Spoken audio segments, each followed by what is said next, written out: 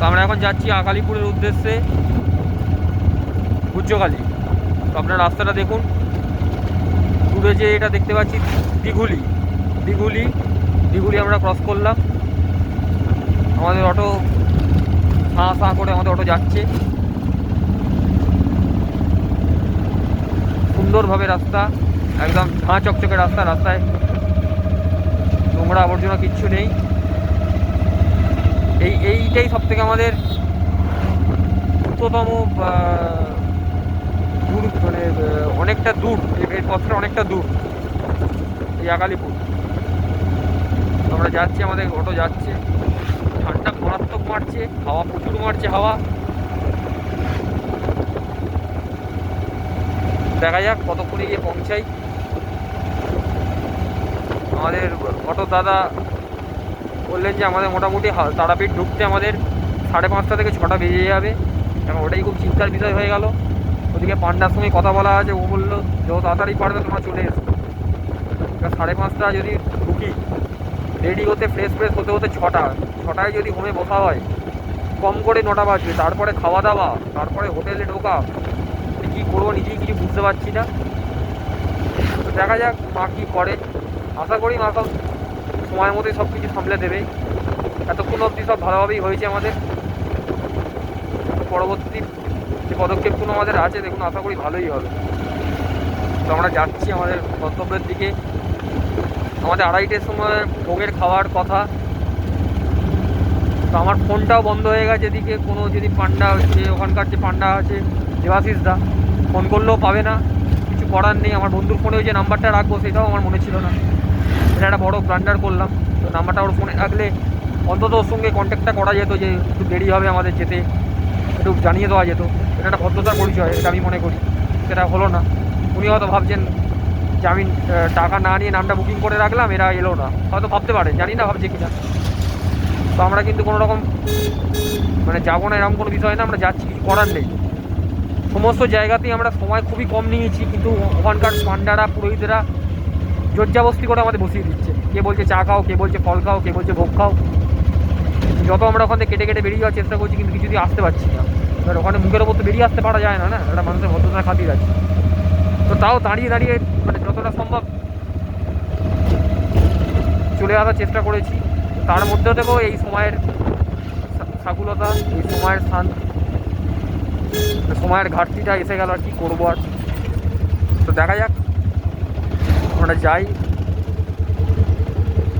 ওখানে যত তাড়াতাড়ি আমরা ভোগ খেয়ে ওখান থেকে বেরিয়ে পড়তে পারলে বাঁচি। মায়ের মন্দির দর্শনটা কি হবে, কি মায়ের মূর্তি দর্শন করা যাবে কি, এটাই আমি বুঝতে পারছি না। কটায় মন্দির খুলবে, অন্তত এক ঝলক অন্তত দর্শনটা করে তো ওখান থেকে বেরোতে হবে মায়ের। যাওয়াটা যে জন্য, সেটা যদি না হয় তো মানে একদম পুরো মানে মাঠে মারা যাবে আমাদের। তো যাচ্ছি। আর ভিডিও আকালিপুর যাত্রার আর ভিডিওটা করছি না, তার কারণ বন্ধুর ফোনেও চার্জ খুবই কম। আমার তো অলরেডি বললাম ফোন সুইচ অফ হয়ে পড়ে আছে। ওখানে গিয়ে কিছু আপনাদের সঙ্গে ওখানকার কিছু তথ্য তুলে ধরবো, ওখানকার কিছু ইতিহাস ঠাকুরমশাইয়ের মুখ থেকে সরাসরি। ওখান থেকে করে আমরা বেরিয়ে যাব গুজ্জকালী। গুজ্জকালী দর্শন করে আমরা বেরিয়ে যাব উদয়পুর। আমরা মল্লেশ্বর দেখলাম, মল্লেশ্বর হচ্ছে ওখানকার পান্ডামশাই বললেন তারামায়ের মেজ বোন। আর ঝাড়খণ্ডের যে মৌলাক্ষী মুলুটি ধাম আছে, মুলুটি মা, উনি হচ্ছেন তারামায়ের বড় বোন, উনি মেজ বোন। আর উদয়পুরের মা হচ্ছে সেজ বোন, আর দেকুড়িয়ার মা হচ্ছে ছোট বোন। এই 4 মা, এই 4 মায়ের দর্শন তারাপীঠ দর্শনের মধ্যে অন্যতম। তারাপীঠ যারা আসবেন এই 4টে মাকে দর্শন করবেন। এটা তন্ত্রশাস্ত্র বা বীরভূমের তন্ত্র সাহিত্য বা তন্ত্র দর্শন এই কথাই বলছে। আর এই গুজ্জকালী আকালিপুর যেটা আছে, এই মা হচ্ছে মায়ের এমন এক রূপ, মা সর্প আচ্ছাদিত, মাথায় সর্প মুকুট, এবং মায়ের ভয়াবহ মায়ের রূপ, তন্ত্রের আদি জায়গা আমরা যেতে চলেছি। তো এখানে যতদূর আমি জানি, এখানে বৈবাহিক সমস্যার মানত করলে খুব দ্রুত কাজ হয়, মা খুব দ্রুত ফল দান করে। সব জায়গায় মা দ্রুত ফল দান করে ওটা নয়, তাও কিছু কিছু জায়গা আছে যেখানে মা খুব তাড়াতাড়ি কথা শোনে এবং বাবা খুব তাড়াতাড়ি কথা শোনে। আমরা নন্দী মহারাজকেও দর্শন করেছি, নন্দী মহারাজকে প্রণাম করেছে, তো উনি আশীর্বাদ প্রদান করেছেন, উনি কোনো রকম রিফিউজ করেননি আমাদেরকে, সেটা আমাদের কাছে বিরাট বিরাট প্রাপ্তি। তো দেখা যাক কী হয়, মা কী করে, আশা রাখছি, ভরসা আছে মায়ের ওপর, মা পথ দেখাবে। তো জয় মাতারা, জয় গুরুবাম, জয় মহাকাল, জয় কাল ভৈরব। তোমরা দেখো কে কী বিষয়ে জানতে চাও অবশ্যই জানো, সাবস্ক্রাইব করো, শেয়ার করো, লাইক করো, একদমই বলবো না, কখনোই বলছি না, কিন্তু কে কী বিষয়ে জানতে চাও অবশ্যই জানো, আমি জানাবো আপনাদেরকে। শেয়ার করো, চ্যানেলটা যত পারবে শেয়ার করো। আবারও বলছি, হিন্দু ধর্মের প্রচার করার জন্য আমার এই চ্যানেলের অবতারণা। দিকে দিকে হিন্দু ধর্মের প্রচার করো, আধ্যাত্মিক ধর্মীয় কথা বলো, ঘরে ঘরে হরিনাম সংকীর্তন করো, মায়ের নাম করো, যে যে ঈশ্বরের ভক্ত তাকে স্মরণ করো সবসময়। ঈশ্বরকে মানতে বা ঈশ্বরকে নিয়ে চলতে কোনো রকম দ্বিধাগ্রস্ত হয়েও না।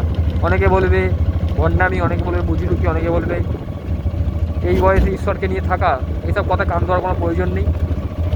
তোমরা তোমাদের কর্ম করো, আর এক হাতে কর্ম করো, এক হাতে ধর্ম ধরো, আর নিজেদের ইনকামের কিছু ভাগ মন্দিরে দান করো। মন্দিরে ঈশ্বর যেখানে সেবা পায় সেখানে সেবার জন্য তোমরা কিছু ঈশ্বরকে দান করো, ঈশ্বরকে দাও। অন্তত এই মন্দিরের সাহায্যার্থে তোমরা কিছু সেবায় দাও, এটাই আমার কাছে বলার। যার যেখানে মন্দির, যেখানে ইচ্ছা সেখানে দান করো, যাতে মন্দিরগুলো আমাদের একটু ভালোভাবে চলতে পারে, মন্দিরের দেখভাল উন্নয়ন যেন একটু ভালোভাবে হতে পারে। আমরা যদি আমাদের ধর্মের পাশে না দাঁড়াতে অন্য কে দাঁড়াবে আমাদের ধর্মের পাশে? আমাদের কি দাঁড়াতে হবে? ভগবান আমাদের তো অর্থনৈতিক দিক থেকে প্রত্যেককেই কিছু না কিছুভাবে প্রতিষ্ঠিত করেছে, যে যেরকমভাবে হোক, কম বেশি। আমরা যদি মনে করি শুধু নিজেদের উন্নতি করব, নিজেদের বাড়িঘর করব, নিজেরা বিলাসবহুল জীবন কাটাবো, খাবো দাবো, ঘুরে বেড়াবো, সেটা নয়। ঈশ্বর যেখানে আছে সেই জায়গাটাকে আমাদের দেখতে হবে। সে নিজের বাড়ি হোক, অথবা সর্বজনীন হোক, অথবা যে কোনো মন্দির স্থান হোক, দৈব স্থান, সেখানে তোমরা কিছু দান করো, যাতে ভগবান একটু ভালো থাকে। সেইটা তো দেখতে হবে আমাদের, এটা কর্তব্য আমাদের, এটা আমাদের জন্মগত কর্তব্যের মধ্যে পড়ছে। ভগবান এই জন্যই আমাদের পাঠিয়েছে, ধরো করো তোমরা। আর কোনো ধর্মীয় স্থানে গেলে, তোমরা যদি কোনো ধর্মীয় স্থানে যাও, অবশ্যই আমি বলবো তোমরা কোনো আশ্রম বা মঠ মন্দিরে উঠবে, কোনো রকম বিলাসবহুল জায়গায় ওঠার প্রয়োজন নেই। তার কারণটা হচ্ছে মঠ মন্দিরে তোমাদের যে দান বা তোমাদের যে অনুদান, সেটাতে কিন্তু সেই মন্দির বা আশ্রম মঠ মিশনের পরিচালনাতেই তাই সেই টাকাটা ব্যয় হয়। তোমরা সেখানেই যাও, তোমরা সেখানেই ভোগ গ্রহণ করো, তাদেরকে কিছু সাহায্য করো। খুব সুন্দর সর্ষে ফুল হয়ে আছে চারদিকে, দিগন্ত বিস্তৃত মাঠ, সেটাও তোমরা যেমন দেখো। তার মাঝে আমারই কথাগুলো একটু হৃদয়ঙ্গম করার চেষ্টা করো। দেখো, আমাদের ঘুরতে যাওয়ার জায়গা প্রচুর আছে। তোমরা ধর্মীয় স্থানের সঙ্গে জুড়ে তোমরা ঘুরতে যাও, তোমরা পুরী যাও, তোমরা সমুদ্র পাবে, তোমরা সেখানে আনন্দ মজা ফুর্তি করতে পারবে। তার পাশাপাশি তোমরা জগন্নাথ দেবকে দর্শন করতে পারবে, তোমরা সেখানে জগন্নাথ দেবকে দর্শন করতে পারবে। তোমরা অমরনাথ যাও, তোমরা সেখানে দ্বাদশ জ্যোতির্লিঙ্গকে দর্শন করতে পারবে, তার থেকে তোমরা পাহাড়ের মনোরম পরিবেশ পাবে। কী দরকার অন্যত্র এদিক ওদিক ঘুরে বেড়ানোর?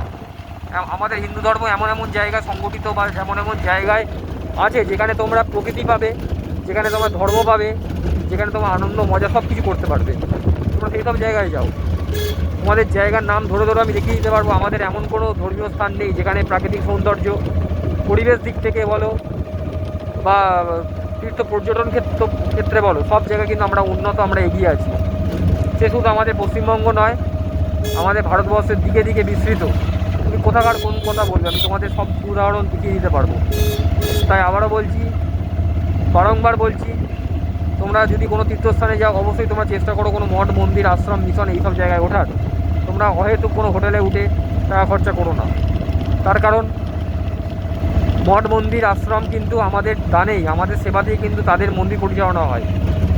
আমরা থাকলাম, তাদের যে দক্ষিণা বা তাদের যা সেবা দান করলাম, তাতে কিন্তু মন্দির পরিচালনা হচ্ছে, দেবদেবীর সেবা হচ্ছে, এবং সেই মঠ মন্দির উন্নয়ন প্রকল্পে সেই টাকাটা কিন্তু খাটছে।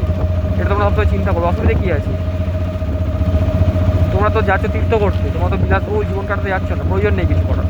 তোমরা যখন সুইজারল্যান্ড যাবে, তোমরা যখন সুইডেন যাবে, তখন তোমরা কাটাও না ভালো ভালো বিলাসবহুল হোটেলে, কোনো আপত্তি নেই। কিন্তু যখন কোনো ধর্মীয় স্থানে যাবে, আমি মনে করি হ্যাঁ, এই বক্তব্যটা হয়তো কন্ট্রোভার্সি হতে পারে, কেন অনেক হোটেল মালিক আমার ভিউয়ার্স আছে, সাবস্ক্রাইবার আছে, বা আমার ক্লায়েন্টও আছে, তারা কিছু মনে খারাপ ভেবো না। আমি একবারও বলছি না যে দীঘায় গেলে কোনো আশ্রম মঠ মন্দিরে উঠতে। দীঘায় গেলে তোমাদের অবশ্যই হোটেলে উঠতে হবে, কিন্তু যে আধ্যাত্মিক যে জায়গাগুলো আছে তোমরা কিন্তু সেখানে গেলে চেষ্টা করো এইসব জায়গায় তোমরা ওঠার। থাকবে তো একটা দিন বা দুটো দিন, তোমাদের মজ মস্তি ফুর্তি এক দুটো দিন বন্ধ থাকলে কিছু এসে যাবে না। জীবনে সব কিছু নিয়ে চলতে হয়। আমি বলছি না যে তোমরা প্রত্যেকে সাধু হয়ে যাও, কেউ সাধু নয়, আমিও সাধু নই। সব রকমভাবেই জীবনটাকে কাটাতে হয়েছে বা কাটাতে হবে। শ্রী শ্রী সারদা মা যেরকম বলে গেছেন, যেখানে যেমন সেখানে তেমন, যার যেমন ভাব তার তেমন স্বভাব, যার কাজে যেমন তার কাজে তেমন। তোমরা যখন আধ্যাত্মিক ক্ষেত্রে যাবে, তোমরা মনটাকে আধ্যাত্মিকতায় ভরিয়ে রাখার চেষ্টা করো, একটু ধার্মিক মনোভাবনা করতে হবে। যখন তোমরা গোয়ায় যাবে, যখন তোমরা দীঘায় যাবে, তখন তোমরা সেই মজ মস্তি নিয়ে পালন করে এক হাতে ভোগ এক হাতে যোগ। আমাদের ঠাকুর বামদেব বাবা কী বলতে, ভোগ না করলে যোগ করতে পারবে না। তোমার সামনে এক হাতে বিরিয়ানি আছে, তুমি বিরিয়ানি খাওনি, তোমার বারবার চোখটা বিরিয়ানির দিকে যাবে। তোমার বিবাহ হয়নি, তোমার স্ত্রী সম্পর্ক হয়নি, তোমার কিন্তু মনটা কিন্তু কোনো স্ত্রীর দিকে গেলে তোমার সেই দিকেই যাবে। এটা বাস্তব হলেও তো তোমরা বিয়েটা করো, তোমরা সংসারী হও, তোমরা সব রকমভাবে নিয়ে চলো। এটাই জীবনের কর্তব্য, এটাই জীবনের মূল উদ্দেশ্য। আমাদের গৃহস্থ জীবন, আমাদের বানপ্রস্থ জীবন, আমাদের ব্রহ্মচারী জীবন, সব কিছুই কিন্তু ভগবান শ্রীকৃষ্ণ গীতায় উল্লেখ করে গেছেন। শ্রীকৃষ্ণ নিজে স্বয়ং বিবাহিত ছিলেন, তাই সব কিছু জীবনে করতে হবে, এবং সব কিছু করতে হবে সংযমের সঙ্গে করতে হবে। কোনোটাই অতিরিক্ত এক্সট্রিম মাত্রায় করা যাবে না। অতি ভোগ, অতি ভোজন, অতি নিদ্রা, অতি আহার, এগুলোতে কিন্তু বিপর্যয় ডেকে আনে। সেগুলো তোমরা মেনটেন করবে, প্রত্যেককে বলছি মেনটেন করবে। সৎভাবে জীবনটা কাটানোর চেষ্টা করো যে পথে আছো। আর সারাদিনের শেষে নিজের কাছে নিজেকে প্রশ্ন করো যে কী সারাদিন আমি কীরকমভাবে কী চললাম, কী ভুল করলাম, কী ভুল বললাম, বা কী ঠিক করলাম। সেটাই তোমার কিন্তু জমা খরচের খাতায় লিপিবদ্ধ হবে। এটাই কিন্তু পাপ পুণ্যের ফল। আলাদা করে পাপ পুণ্য বা স্বর্গনরক কিছু হয় না। সবটাই কিন্তু আমাদের এই জীবন পথে চলতে গিয়ে আমরা যে কটা দিন আমাদের বরাদ্দ করে ভগবান পৃথিবীতে পাঠিয়েছে, তার মধ্যে কিন্তু আমাদেরকে দেখে যেতে হবে। ঠিক আছে, আজ এই অবধি, আজকের পর্ব এই অবধি। আমরা এখন যাচ্ছি আকালিপুরের উদ্দেশ্যে, আমাদের অলরেডি অনেকটা লেট হয়ে গেছে। তো যাই, সরদা বাজার আমরা ক্রস করলাম। চলো, জয় মা তারা, জয় গুরুবাম, জয় মহাকাল, জয় কাল ভৈরব।